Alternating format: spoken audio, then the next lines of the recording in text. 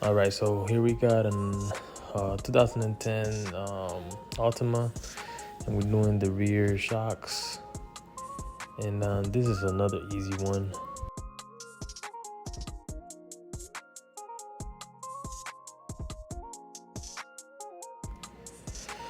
So you take the tire off.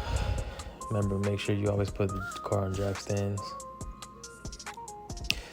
And then right here, those two bolts right there on top. Those are 12 millimeters. You gotta take those off. Boom, if you take those off, then you're taking off that 17 millimeter bolt that's back there for that's it. Slides right off. Simple. Right here, I accelerated the process a little bit. You're taking off, so you gotta take off that bracket that goes on top. So I'm taking that bolt off. So you have to hold the inner piece. So you have to hold that rod for it won't spin. Take that bolt off. This is a new one. Same process for installation. You got to put that piece on, screw it back on. You're gonna have to use the pressure pliers for it.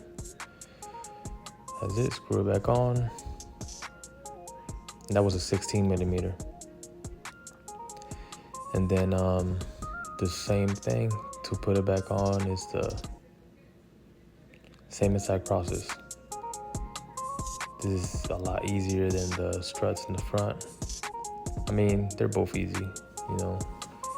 I think you could do the whole thing in probably 45 minutes or less, 35 minutes.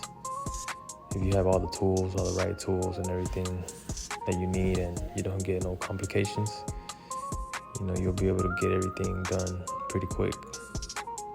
But that's about it.